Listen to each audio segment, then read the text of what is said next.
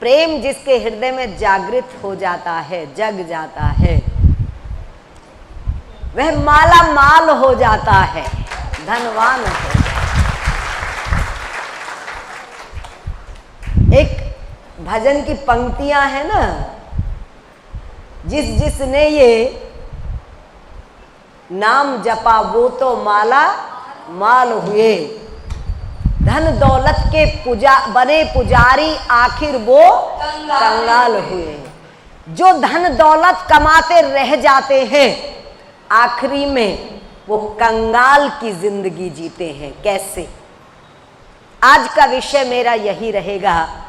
हमारे बहुत जल्द 9 सितंबर से श्राद्ध लग रहे हैं, कनागत श्राद्ध।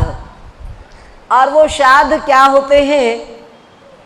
वो श्राद्ध होते हैं कि जो हमारे बुजुर्ग इस धरती से विदा हो चुके हैं, उनके जाने के बाद ये 15 दिन हम उनके लिए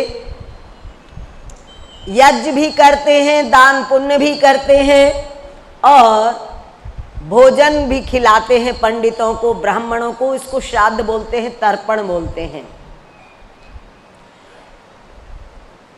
यहां विषय मैं 2 जोड़ रही हूं। हमारा बुढ़ापा कंगालों की तरह जाता है या धनवानों की तरह जाता है। सबसे पहले तो हमें ये आज महसूस करना है, चेक करना है। बोलो ओम तत्सत। हमने प्रेम जीवन में किसको किया? अगर हमने प्रेम धनमाल को किया तो संत कहते हैं जिसने धन को प्रेम किया उसका बुढ़ापा कंगाल की तरह जाता है, और जिसने धर्म को प्रेम किया उसका बुढ़ापा माला माल की तरह जाता है। दूसरा जन्म देखने की जरूरत नहीं है। इसी जन्म में ये सामने आती है बात कि हम माला माल होकर जा रहे हैं या कंगाल होकर जा रहे हैं। ऐसे बहुत लोगों को मैं जानती हूं कि जिनके बैंक में लाखों की दौलत, करोड़ों की दौलत है, होती रही, लेकिन जब बुढ़ापा आया तो उनको किसी ने रोटी तक नहीं पूछी। उनके अपने ही बच्चे उनको इग्नोर करते रहे और वो ऐसे मरे जैसे धरती पे ना तो उनके हाथ में कुछ पैसा है और ना उन्होंने किसी बच्चे को जन्म दिया। ऐसे गए, लावारिश की तरह से पड़े रहते थे। बहुत सारे उदाहरण मेरे पास हैं। एक दिल्ली का उदाहरण मेरे पास है। नौकर चाकर थे उनके घर में, 5 मंजिल उनकी कोठी। 5वीं मंजिल पे वो माता रहती थी, अब नहीं है इस दुनिया में। 5वीं मंजिल पे रहती थी। नीचे 4 मंजिल पे उसके 4 बेटे रहते थे और चारों बेटों के पास चारों बहुत समृद्ध थे। 5वीं मंजिल पे उसको नौकर रोटी देके आते थे। चारों बच्चों में से कोई उसकी राजी खुशी पूछने नहीं जाता था। नौकर जाता और वो बताती थी कि नौकर भी कई बार बासी रोटी दे आता था, क्योंकि मेरी सुनने वाला कोई था ही नहीं। नौकर को जैसी फंसती थी वैसी मुझे पकड़ा आता था। मेरा मन होता था कि मैं मंदिर चली जाऊं, मेरा मन होता था कि मैं नीचे गाय को रोटी दे आऊं, लेकिन 5 मंजिल उतरना मेरे लिए मुश्किल होता था। मैं न उतर सकती थी और उतर जाती थी तो चढ़ना मेरे लिए मुश्किल होता था। ऐसा जीवन न जाने कितने बुजुर्ग जी रहे हैं इस धरती पे, हम कल्पना भी नहीं कर सकते। वो तो मुझे मिलती थी, कभी आती थी तो बता जाती थी कि मैं किन हालातों से गुजर रही हूं। न जाने कितनी लाचारी में बुढ़ापा बीतता है कितने लोगों का, ये पैसे वालों की बात मैं कर रही हूं।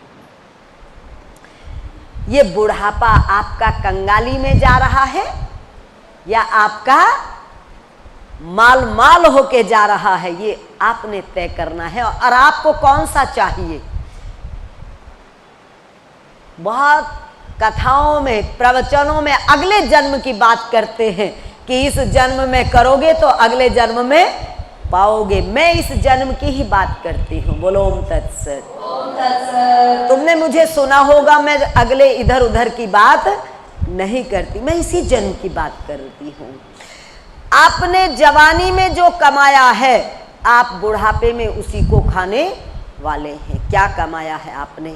अगर आपने जमीनें बनाई हैं, अगर आपने केवल दुकानें बनाई हैं, अगर आपने केवल मकान बनाए हैं, अगर आपने केवल इस परिवार को ही सब कुछ माना है और ना आपके जीवन में भजन रहा, ना आपके जीवन में सत्संग रहा, ना आपके जीवन में गुरु प्रेम रहा, ना प्रभु प्रेम रहा, ना यज्ञ रहा, ना तप रहा, ना दान रहा, तो समझ लीजिए जमीनें भी छिनने वाली हैं, दुकानें भी छिनने वाली हैं, मकान भी छिनने वाले हैं, और ये शरीर भी जा रहा है, क्योंकि ये भी अपना साथ देने वाला नहीं है। आंखें भी जा रही हैं, कान भी जा रहे हैं, हाथ भी जा रहे हैं, पैर भी जा रहे हैं। बचेगा क्या? आपके भीतर जो शुभ कर्मों का प्रेम रहा, जो प्रभु प्रेम रहा, जो मानव प्रेम रहा, जो यज्ञ तप दान रहा, वो आपके पास बचेगा। बाकी कुछ भी आपके पास बचने वाला नहीं है।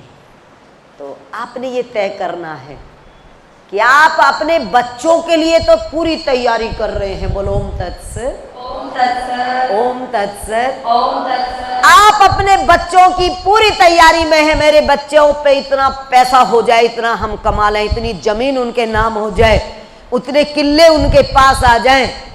आप कभी ये फिक्र नहीं करते कि किले उनके पास तो सब कुछ हो जाएगा, तुम्हारे पास क्या होगा? तुम्हारे पास कुछ भी होने वाला नहीं है। आखिर में क्या है, मेरे हाथ में क्या रहने वाला है, उसके बारे में सोचना है। लोग श्राद्ध की तैयारी कर रहे हैं, श्राद्ध आ रहे हैं, कनागत आ रहे हैं, घर घर पंडित जिमाए जाएंगे, घर घर हलवा खीर बनेंगे। छतों पे मुझे लगता नहीं आजकल कौवे आते हैं, लेकिन कौवे जिमाए जाते हैं। तुम्हारे नाम पे कौवे जिमाए जाते हैं। जब धरती से हम चले जाते हैं, किसको खिलाते हैं? कौवों को। यानी हमारे पास किसको खाने से जाएगा? कौवों को। क्या हमारी ये औकात है? बोलो ओम तत्सत। क्या औकात है? कौवे खिलाओ। अरे राम रे, सबसे गंदा अजीब पक्षी, कहते विष्ठा खाता है, गंदगी खाता है। वो गंदगी खाने वाला पूजा जा रहा है, उसको खिलाकर कह रहे हैं कि हमारे बुजुर्गों को मिलेगा। हमारी ये औकात है कि कौवा पहुंचाएगा हम तक खाकर? ये हमारी स्थिति है। जियत पिता से दंगम दंगा, मरत पिता पहुंचाए गंगा। और जियत पिता को मिला न नीर, मरत पिता को लड्डू खीर। मर जाएं तो मेल करते हैं और इतना बढ़िया बनाते हैं कि सब लोग वाह वाह करके जाते हैं कि बड़ा बढ़िया भोजन था। क्या कभी मरने वाले ने आपके भोजन को खा के वाह वाह की? क्या वो दिन आपके जीवन में आया कि जो आपकी माँ या आपकी दादी या आपका पिता या आपका बाबा, जिसका आपने मेल किया और लोगों को खुश किया, कभी उसको भी खिला के खुश किया? कभी उसकी भी मर्जी का खाना खिलाया? कभी उसको भी पूछा कि क्या पसंद है? पसंद वो तो नमक भी मांग ले, कह दे कि सब्जी में नमक कम है, तो 100 बार बड़बड़ाती हुई बहू रानी जाएगी और नमक लाएगी कि इस बुढ़े को तो चटोरा ही पन पड़ा है, इसको तो कुछ मेरा बनाया अच्छा ही नहीं लगता। नमक देने में भी बड़बड़ाते हैं। अगर तुम्हारी सब्जी में, तुम्हारी दाल में नमक कम बता देना तो तुम खुश होके नमक भी नहीं देते, और जब वो मर जाते हैं फिर लोगों को खिलाते हो रसगुल्ले। लोग आजकल तो एक और ट्रेंड चल पड़ा, सेम शादी की तरह से स्टॉल लगने लग गई हैं। मेल में भी इसी तरह से चल पड़ा है सिस्टम। और जब पंडित जिमाते हैं तो पता है पंडित को क्या जिमाते हैं? जो बुढ़े को पसंद था। अब बुढ़े को पसंद था, उस बुढ़े को तो खिलाया नहीं उसकी पसंद का। खिलाया? उस बुढ़े से पूछा, कभी तुमने कहा कि पापा क्या पसंद है, पिताजी आज क्या मंगाए आपके लिए? जब वो चला गया तो लोगों को खिला रहे हैं, पंडितों को खिला रहे हैं। पंडित को क्या पसंद है, पंडित को तो वो खिलाओ। बुढ़े की पसंद पंडित को खिलाने की क्या तुक है, बोलो कोई तो। अब अगले पंडित को पसंद है आलू गोभी और बुढ़े को पसंद थी कढ़ी, और तुम पंडित को कढ़ी खिला दो बुढ़े वाली पसंद का। उधर तो बुढ़ा चला गया बिना पसंद की खाए, इधर पंडित चला जाएगा बिना पसंद की खाए, क्योंकि उसे तो पसंद ही नहीं तुम्हारे बुढ़े वाली पसंद का, उससे क्या मेल। ये तुम्हारे सिस्टम है, यूं ही नहीं पता कहां से सीखा है, कौन सिखा के गया, कौन बता के गया है। ये श्राद्ध आ रहे हैं, अब यही चलने वाला 15 दिन तुम्हारा। जो अब कभी मुंह से भी नहीं बोले थे अपनी सास से, ससुर से, वो मरने के बाद पंडित को यूं जिमाते फिरे कि हमारी सास रसगुल्ले पसंद करे थी।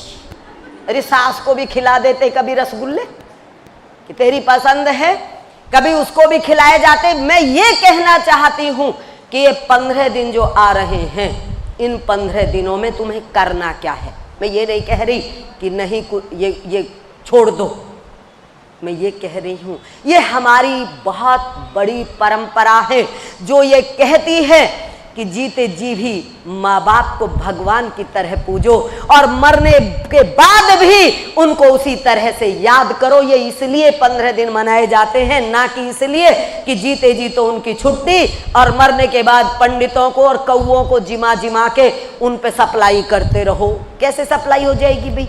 चली जाएगी, कौए खा के पहुंचा देंगे वहां तक, या तुम्हारे वो पंडित पहुंचा देंगे, वो तो रो पीट के खा के जा रहे हैं। क्यों? कल उसके राम कुमार के खा के आए, शिव कुमार के खा के आए, तुम्हारे आते आते तो उसका पेट जमी भर गया, तुम्हारे आके तो वही जो है थोड़ा बहुत करके चले गए। उनका कहाँ, अरे पेट भरना है तो जो जी रहे हैं ना। मैंने एक और चीज बहुत बार हर साल देती हूँ आप लोगों को, एक सिस्टम देती हूँ, एक फॉर्मूला देती हूँ कि जिनके बुजुर्ग जीते हैं वो ये सोच लें कि इन 15 दिनों में हमने इन 15 के 15 दिन उनकी पसंद की मिठाई, उनकी पसंद की सब्जी, उनकी पसंद का खाना बना के खिलाना है जिंदों को। किसको? जिंदों को। करोगे? ताली बजाने से काम को नहीं चलता। बात तो बढ़िया लग गई, बढ़िया लगने से थोड़ी, बढ़िया करने से बात बनेगी। बोलो ओम तत्सत। पीछे वालों समझ आ रहा है तुम्हें? बात जब बने, जब मेरे पे ये खबर आए, मेरे पे खबर आए, अगली अमावस तक खबर आ जानी चाहिए। अगली अमावस जो है वो पितृ अमावस्या है, 15 दिन पूरे होंगे श्राद्धों के। उस दिन मैं उनके नाम की ताली बजवाऊं जो ये बात पूरी करे जो मैंने यहाँ कही है, तब ताली का फायदा है।